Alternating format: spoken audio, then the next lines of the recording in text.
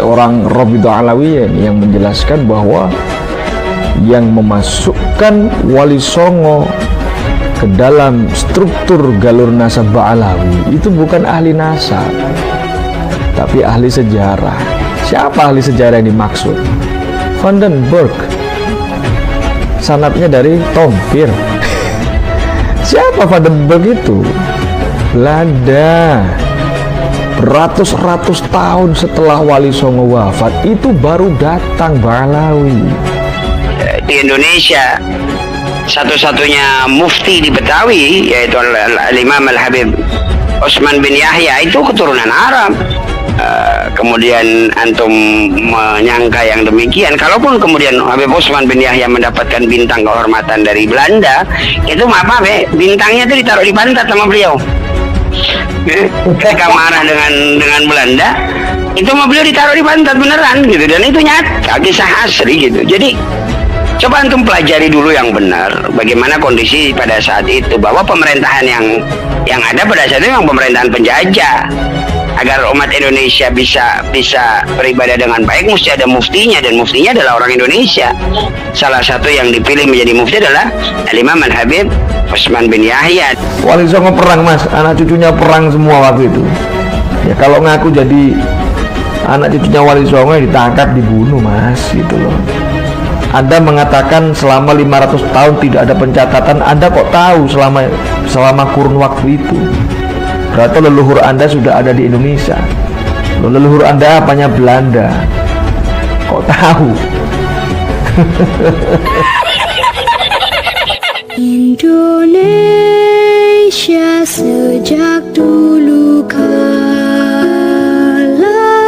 tetap dipuja-puja bangsa. Jul, jangan ngaku-ngaku keturunan Nabi, Jul ya.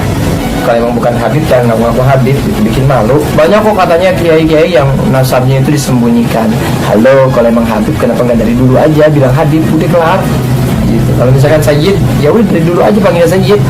Ya memang disembunyikan, ada sebabnya. Kenapa? Ya karena perang lah, Beb. Ini sudah dari zaman dulu. Kalau ngaku sebagai zuriyahnya Wali Songo, ngaku ulama, ditangkap, dibunuh. Beda sama Njit Nyantum.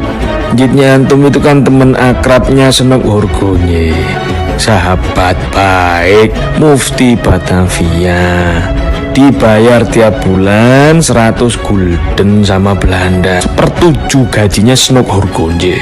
Ini kan sekarang kita ini kan difitnah, katanya orang Arab ini penjajah katanya gitu. Padahal yang ngejajah Indonesia kan Belanda sama Jepang ya terdahulu itu. Maksudnya bisa dijelaskan secara gamblang nggak peran Arab sendiri untuk Indonesia itu apa Kalau kita bicara Arab itu negeri penjajah, maka itu adalah pembicaraan yang sangat-sangat dusta. Karena sepanjang sejarah kita tahu tidak pernah ada negeri yang dijajah oleh Arab. Jadi jangan ngomong kami pengkhianat, bahkan kamilah yang ikut dengan ikhlas ridho dengan kami untuk masuk ke dalam negara kesatuan Republik Indonesia, padahal pada saat itu para habaib berkuasa. Jadi lucu kalau kemudian belakangan dikatakan kita penjajah. Dia ngakunya bahasa Ibn al-Idrisi katanya, sedangkan Rabidah Alawiyah aja nggak ngakuin dia itu hadis. Rabidah Alawiyah nggak mengakui. Ya jelas lah, lagian ngapain diakui?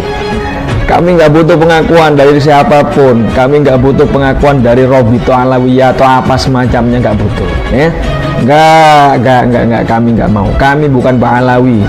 Cara membedakan Habib asli dan juga Habib gadungan. Karena sekarang kan lagi rame banget nih. Ya, bahkan ada beberapa pihak yang nggak terima dengan keputusan dari pihak Rabidah Alawiyah. Bahkan yang memelintir, katanya Wali Songo itu bukan dari Ba'alawi. Ini semuanya datanya, tahu nggak dari mana? Dari Belanda, ya, dari company, dari kolonial, penjajah. Itu ada, silakan cek sejarahnya itu, yang memberikan sumber sejarah siapa? Ada nama Snoke Hurgunje. Nah ya, ada Vandenberg, ada apa lagi tuh? Nah ini semua pemalsu sejarah semua ini, termasuk nasabnya Wali Songo dipalsukan sama mereka. Ya memang Wali Songo itu bukan dari Ba'alawi, ya, bukan bermarga Al-Azamat Khan. Oh, ini ada video ya, bukti ya. Coba dengerin ini videonya. Ini video lama sekali, gambarnya masih gambar video lama ini. Jadi Mr. Aran, semua ahli termasuk Ali bin Ja'far tidak pernah menambahkan nasab ini hingga ke Sayyid Abdul Malik Iya. dan Wali Songo. Iya. Jadi para ahli sejarah, bukan an-nasabah. Para ahli sejarah mengatakan kemungkinan mereka ini bersambung ke sini. Sehingga ahli sejarah menuliskan dan menyambungkan kepada Abdul Malik. Sufna bin Syekh bin Abdullah bin Syekh bin Allah Akbar, Arab Ali Zainabidin.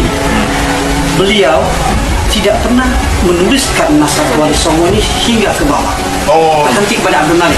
Beliau menghentikan tulisan nasab hingga ke Abdul Malik. Abdul Malik. Ini orang Rabidah Alawiyah yang menjelaskan bahwa yang memasukkan Wali Songo ke dalam struktur galur nasab Ba'alawi itu bukan ahli nasab, tapi ahli sejarah. Siapa ahli sejarah yang dimaksud? Vandenberg, sanadnya dari Tompir. Siapa Vandenberg itu? Belanda. Beratus-ratus tahun setelah Wali Songo wafat itu baru datang Ba'alawi Di Indonesia satu-satunya mufti di Betawi yaitu Al-Imam Al-Habib Osman bin Yahya itu keturunan Arab. Kemudian antum menyangka yang demikian, kalaupun kemudian Habib Osman bin Yahya mendapatkan bintang kehormatan dari Belanda, itu apa bintangnya itu ditaruh di pantat sama beliau. Mereka marah dengan Belanda, itu sama beliau ditaruh di pantat beneran gitu, dan itu nyata kisah asli gitu. Jadi coba antum pelajari dulu yang benar bagaimana kondisi pada saat itu, bahwa pemerintahan yang ada pada saat itu memang pemerintahan penjajah. Agar umat Indonesia bisa beribadah dengan baik, mesti ada muftinya, dan muftinya adalah orang Indonesia. Salah satu yang dipilih menjadi mufti adalah Al-Imam Al-Habib Osman bin Yahya. Wali Songo perang mas, anak cucunya perang semua waktu itu. Ya kalau ngaku jadi anak cucunya Wali Songo ya ditangkap, dibunuh mas, gitu loh. Anda mengatakan selama 500 tahun tidak ada pencatatan, Anda kok tahu selama kurun waktu itu? Berarti leluhur Anda sudah ada di Indonesia. Leluhur Anda apanya Belanda? Kok tahu? Jadi jangan sok tahu lah. Mana ada sejarah Habib Osman bin Yahya kemudian membantu Belanda untuk nangkepin umat Islam? Gak ada. Kalaupun ada, itu hanya fitnah dari antum-antum semua, data sejarah yang diputar-putar. Sebagaimana dulu Abdullah bin Sabah ingin menghancurkan Sayyidina Ali, mereka pura-pura memuja-muja Sayyidina Ali, tapi pada akhirnya menghancurkan Sayyidina Ali. Dan itu hal yang biasa lah, hal yang biasa dalam dunia politik. Politik hari ini kan ada orang yang iri sama habaib. Kenapa? Karena habaib lahir langsung darahnya nyambung sama Nabi gitu. Dan mereka iri dengan itu, dan itu bukan ikhtiar, bukan bil kasab ya. Kami jadi habaib itu karena Allah yang kasih mutlak, kita nggak bisa nyari gitu, nggak bisa kejar. Rabidah Alawiyah itu berdiri tahun berapa? 1928. Dan itu hanya ada di Indonesia. Dan Rabidah Alawiyah yang ada di Indonesia ini bukan cabangnya apa? Bukan cabang atau perwakilan lembaga nasab yang ada di Yaman. Bahkan keluarga Ba'alawi sendiri yang ada di Yaman pernah datang ke Indonesia dan mengatakan bahwa Rabidah Alawiyah ini bukan cabangnya dari Yaman. Di Yaman gak ada, di Hadramaut gak ada Rabidah Alawiyah. Ini yang ngomong bukan saya loh ya, tapi santrinya Habib Ali Al-Masyhur yang diutus waktu itu tahun 2016 di Kalibata. Cobalah tanya sama habaib-habaib yang agak senior, pasti paham itu. Dan apa ya, ada itu namanya siapa itu? Zulfikar siapa itu? Ya. Saya bukan Habib, bukan Ba'alawi, bukan keturunan Ba'alawi. Ya, bukan keturunan Alawi. Saya keturunan Al-Idrisi, Mbah Syaiban Al-Idrisi. Siapa Al-Idrisi itu? Sayyid Syarif Maula Idris, Maroko. Bin Sayyid Syarif Abdullah Al-Mahad bin Sayyid Syarif Hasan Al-Muthanna bin Sayyid Syarif Hasan As-Sibqi, putra dari Sayyidatuna Fatimah Az-Zahra binti Rasulullah Muhammad sallallahu alaihi wasallam. Jadi udahlah. Kalau emang bukan Habib, jangan ngaku Habib, itu bikin malu. Buktikan datanya, hadirkan, terus datang ke Rabita Alawiyah Musyawarah dari situ, isbat dari situ, ya gak? Bener gak Habib? Masuk nyambung gak nih keturunan Nabi kan gitu? Antum buktikan nasab antum. Kalau bukan Sayyid ya jangan ngaku Sayyid. Habib saja, nggak usah ngaku Sayyid. Beda. Ya kalau ngaku Sayyid, tunjukkan buktinya. Ya. Anda kalau dari keturunan Alawi bin Ubaidillah yang katanya zuriyah dari Sayyid Ahmad bin Isa, ya, bukan dari Irak. Ada nggak pengakuan dari Irak? Dari keluarganya Sayyid Ahmad bin Isa. Kalau Sayyid Ahmad ini zuriyah Rasul. Sayyid Ahmad bin Isa bin Muhammad bin Ali Al-Waidi bin Muhammad Al-Bakir bin Ja'far As-Sadiq bin Ali Zain Al-Abidin bin Hussein bin Ali Karamallahu Wajhah. Minta pengakuan dari Irak, dari Naqabah As-Sadah Al-Ashraf Alul Bait Iraq, Al-Iraq, fil Iraq. Kenapa harus minta dari Irak? Ya karena Anda kan ngakunya keturunan Yaman dari Irak, kan gitu. Kan lucu kalau misalnya seandainya, mohon maaf, datuk Anda di negara asalnya sana bukan seorang sayyid, tidak dapat pengakuan sebagai seorang sayyid, sebagai seorang sadah, sebagai seorang syarif. Kok tiba-tiba muncul di Indonesia Anda mengaku sebagai seorang sayyid? Kan lucu. Sanad itu harus nyambung, bukan klaim sepihak, bukan cuma satu tempat doang.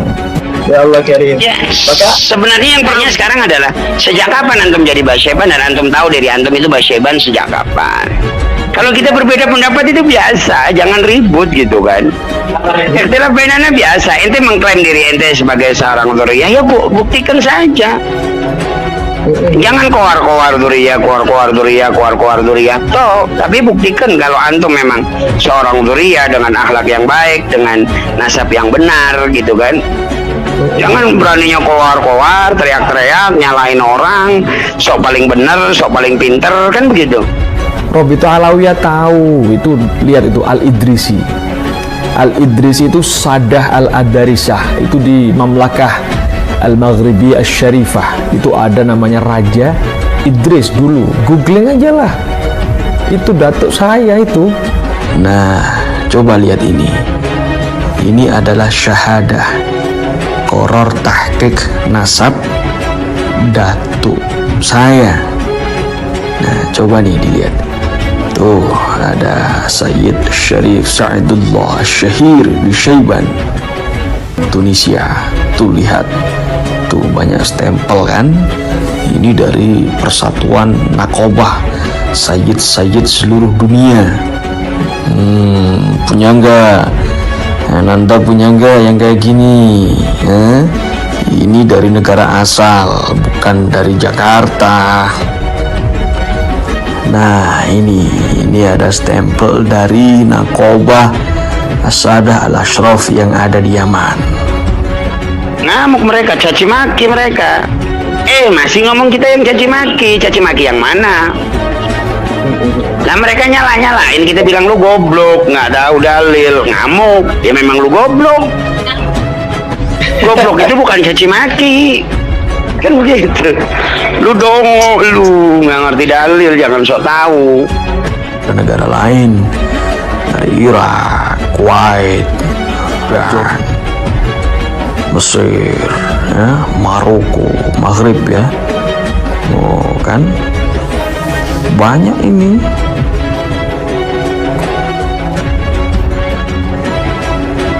Nah, ini dari Naqobah As-Sadah Al-Ashraf yang lainnya. Tuh ada foto saya. Cara membedakan Habib asli dan juga palsu. Bagaimana caranya Habib? Oke, karena di zaman sekarang ini banyak nih yang ngaku-ngaku Habib, yang nipu umat, ngerjain umat kesana kemari ya. Pokoknya antum harus hati-hati. Sekarang saya tanya balik ke Ananda. Di situ saya lihat Ananda juga mencantumkan nama Sayyid di depan nama Ananda. Ananda dapat pengakuan Sayyid dari mana? Ananda punya nggak pengakuan sebagai seorang Sayyid dari Naqobah As-Sadah Al-Ashraf, dari leluhur ya, dari Naqobah As-Sadah Al-Ashraf leluhur Ananda? Dari mana coba? Dari Yaman atau dari Irak? Punya nggak? Seorang Sayyid Syarif itu biasanya punya. Kalau jalurnya Sayyidina Husain, yaitu ada kebanyakan dari Irak. Ini buku nasabnya Mahdi, dan Mahdi keturunan ke-37 insya Allah ya. Jadi ala kulli hal tanyain tuh buku nasabnya. Dan ini adalah buku nasab yang bisa dipercayai. Kalau buku-buku nasab yang lain itu pemalsu nasab, saudara sekalian. Jadi hati-hati. Jadi hati-hati. Nah, nama lembaganya adalah Ar-Rabithah Alawiyah. Nah, sekarang kan banyak tuh oknum-oknum yang yang pengen dihormati, yang pengen dicintai, dimuliakan dan lain sebagainya. Padahal Habib sendiri bukan keinginan habaib menjadi seorang Habib itu. Justru beban, amanah berat dari baginda Rasulullah SAW, karena kami. Pesen untuk Ananda ya, jangan ta'assub sama nasab, jangan terlalu membangga-banggakan nasab ya, nggak baik. Itu bukan ajaran Rasul. Pelajari keilmuan agama, ngaji lagi yang lebih dalam. Bagaimana cara ngopenin umat, ngurusin umat yang baik. Bagus, saya lihat video Ananda sangat berpotensi menjadi ustadz, menjadi seorang mubaligh. Udahlah, Ananda cukup dengan modal ilmu agama ya yang kuat, akhlak yang bagus. Ananda nggak perlu ngaku-ngaku siapa jati diri Ananda. Orang nanti akan mengakui Ananda, umat yang akan mengakui Ananda. Semua akan mencari, siapa nih, hebat banget. Wah, Masya Allah ya. Jangan ta'assub, jangan mengunggul-unggulkan nasab dan merendahkan nasab orang lain, apalagi beranggapan bahwa nasabnya yang paling sahih, yang lainnya majhul. Ini nggak boleh, bukan ajaran Rasul. Menyoroti tentang sekumpulan kaum imigran dari Yaman, yaitu Bani Alawi bin Ubaidillah atau lebih terkenal dengan Bahlawi, di mana secara masif mengklaim sebagai keturunan Nabi SAW dan melalui lembaga pencatatan nasabnya Maktab Daimir Rabithah Alawiyah atau MDRA, seolah menjadi satu-satunya lembaga paling sahih mencatat nasab keturunan Nabi di Indonesia. Ironisnya, di Yaman sendiri lembaga ini tidak ada. Yang ada hanya mencatat nasab internal keluarganya sendiri-sendiri per kabilah. Faktanya, mereka juga tidak diakui sebagai bagian dari keluarga Nabi oleh Naqobah Sa'adatul Ashraf di Yaman sebagai negara kampung leluhurnya. Apalagi di Irak, yang mana mengklaim keturunan Sayyid Ahmad Al-Abah An-Nafat bin Isa Ar-Rumi Al-Husaini yang katanya hijrah ke Yaman. Mereka juga sama sekali tidak mendapat pengakuan darinya. Nihil Song. Menyadari penyeruaknya narasi yang kian hari kian menguat, tentu pihak Bani Alawi tak tinggal diam. Di media sosial, para Habib Bahlawi maupun pendukung-pendukung fanatiknya yang sudah terdoktrin beradab-adab sejak masa kolonialisme Belanda mulai gencar mempropagandakan kebenaran versi mereka yang menyerang balik. Efek Bahar Smith meluas, salah satunya muncul seorang yang mengklaim sebagai zuriat Nabi, tentu dari Bani Alawi, lewat kanal YouTube-nya Said Mahdi bin Yahya Official. Dengan lancang dan bahasa terkesan merendahkan, Habib Bocil Mahdi ini berani berpolemik dengan Qori internasional yang juga munsyid pengusaha asal Sidoarjo, Said Zulfikar Basyaiban Al-Idris. Mahid menuduh Said Zulfikar sebagai orang yang cuma ngaku-ngaku Habib, padahal bukan apa-apa. Alasannya tidak terdaftar di Rabithah Awaliyah, lembaga paguyuban para Habib Balawi di Indonesia. Polemik berlanjut setelah Said Zulfikar bereaksi atas tudingan Mahdi dan coba meluruskan banyak hal tentang definisi Said, Syarif, Habib, dan sejarah terbentuknya Rabithah Alawiyah. Karena ini berkaitan dengan tidak diakuinya para keturunan Wali Songo sebagai zuriat Nabi, maka Said Zulfikar pun menerangkan bahwa semua itu akibat strategi kolonial Belanda yang berupaya mencegah munculnya perlawanan dari rakyat yang kuncinya ada pada anak cucu Kanjeng Nabi. Muncullah nama Utsman bin Yahya atau kakek moyang dari Habib Bocil Madi ini, seorang imigran keturunan Balawi Yaman yang diangkat oleh Belanda menjadi Mufti Agung Batavia atas rekomendasi dari Snowcross. Polemik berlanjut. Tak terima kakek moyangnya dituduh sebagai antek penjajahan Belanda, Mahdi mencari dukungan untuk menepis tudingan Said Zulfikar dengan meminta pendapat dari Habib Balawi yang lebih senior. Indonesia tanah air beta, pusaka abadi nan jaya.